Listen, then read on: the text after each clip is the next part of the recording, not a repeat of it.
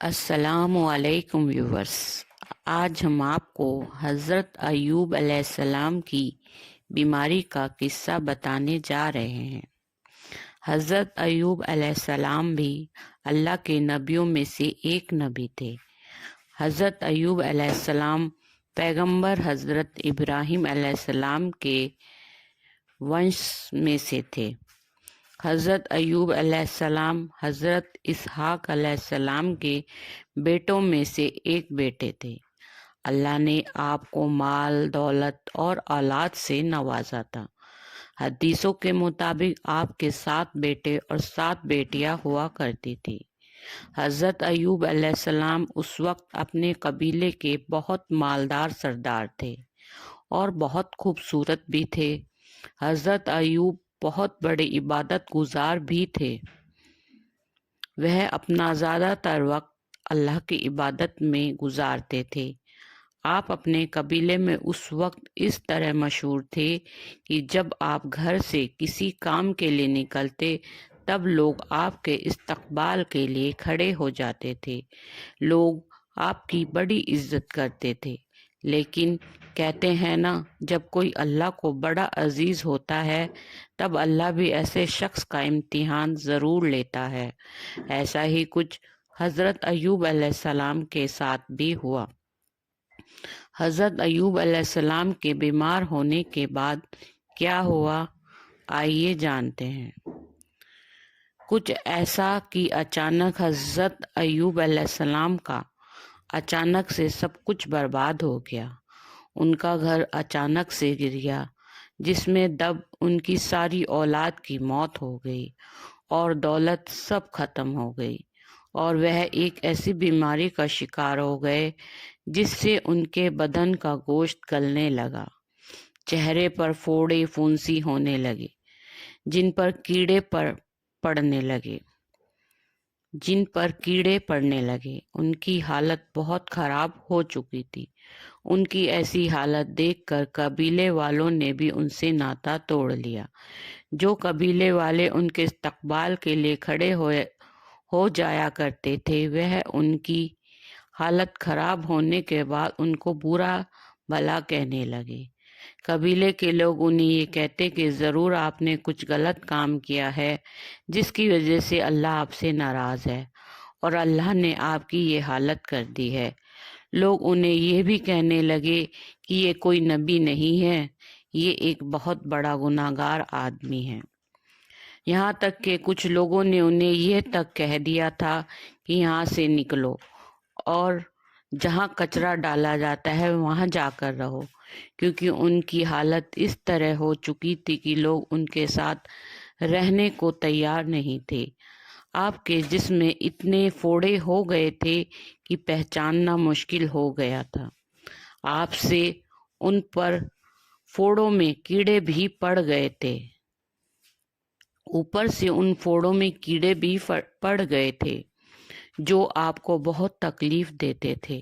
قبیلے کے لوگوں کو یہ لگ رہا تھا کہ ان کی بیماری سے ہمارے بچے بھی بیمار پڑ سکتے ہیں، لہٰذا لوگوں نے انہیں قبیلے سے نکال دیا۔ اس وقت آپ یعنی حضرت ایوب علیہ السلام کی حالت اتنی خراب ہو چکی تھی کہ وہ کھڑے بھی نہیں ہو پا رہے تھے، لہٰذا وہاں کے لوگوں نے انہیں کپڑوں میں لپیٹ کر ایک لاٹھی کے ساتھ کچرے کے ڈھیر پر چھوڑ دیا۔ اتنا سب ہونے کے باوجود حضرت ایوب علیہ السلام نے اللہ کی عبادت کرنا نہیں چھوڑا۔ وہ اور ان کی بیوی اس جگہ پر ایسی حالات میں بھی اللہ کا شکر ادا کرتے۔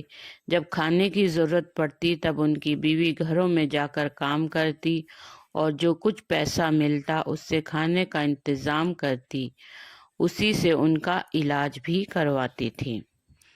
ایک وقت ایسا بھی آیا جب حضرت ایوب علیہ السلام کی حالت بہت ہی زیادہ خراب ہو گئی، جس میں کیڑے اتنے پڑ چکے تھے کہ بدن سے گوشت ختم ہونے لگا تھا۔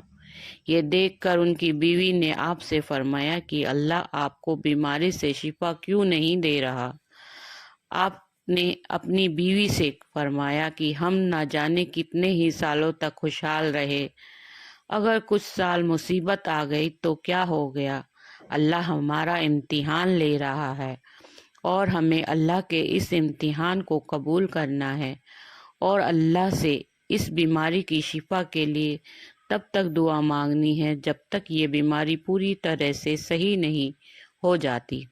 آپ کے بدن پر جب کیڑے باہر نکل کر زمین پر گرتے تو آپ انہیں واپس اپنے بدن پر رکھ دیتے تھے اور کہتے تھے کہ شاید اللہ نے اس کیڑے کا رزق میرے بدن سے ہی لکھا ہے، اللہ کی یہی مرضی ہے، اس لیے جتنا کھانا ہے میرے جسم میں جا کر کھاؤ۔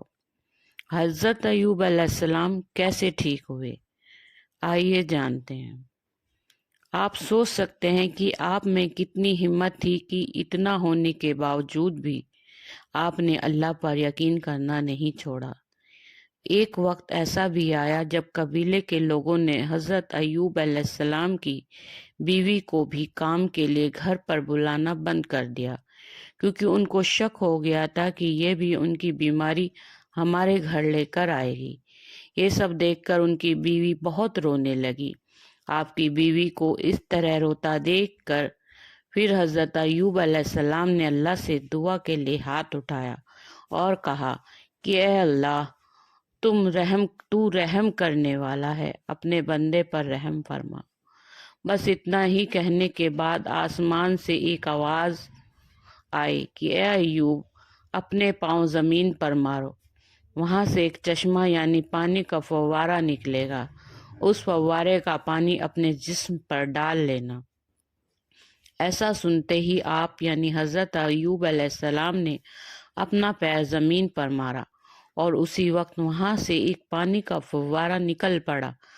آپ نے اس کا پانی جیسے ہی اپنے جسم پر ڈالا تو اسی وقت آپ بالکل صحیح ہو گئے، آپ کی بیماری بالکل ختم ہو گئی اور آپ پھر سے جوان ہو گئے۔ سبحان اللہ۔ اس وقت اللہ نے آپ کے لیے آسمان سے سونا بھی برسایا اور حضرت ایوب علیہ السلام کی بیوی کو واپس جوانی بخش دی۔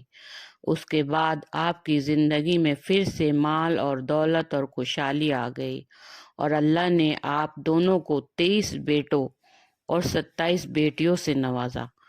بے شک اللہ اپنے بندوں پر رحم فرمانے والا ہے۔ ایک حدیث کے مطابق اللہ کے پیارے رسول حضرت محمد مصطفیٰ صلی اللہ علیہ وسلم نے فرمایا کہ جب بھی آپ مشکل اور پریشانی میں ہوں تب آپ حضرت ایوب علیہ السلام کے امتحان کو یاد رکھنا، جنہوں نے اتنا سب کچھ ہونے کے باوجود اللہ کا شکر ادا کرنا نہیں چھوڑا۔ حضرت ایوب علیہ السلام کی بیماری سے شفا کی دعا۔ حدیثوں کے مطابق حضرت ایوب علیہ السلام قریب 18 سال تک بیمار رہے۔ 18 سالوں تک بیمار رہے۔ بیماری سے شفا کے لیے وہ ہر وقت اللہ سے دعا کرتے۔ ایک دعا جو حضرت ایوب علیہ السلام ہمیشہ بیماری سے شفا کے لیے پڑھا کرتے تھے وہ اس طرح ہے: ربی انی مسنی الضر وانت ارحم الراحمین۔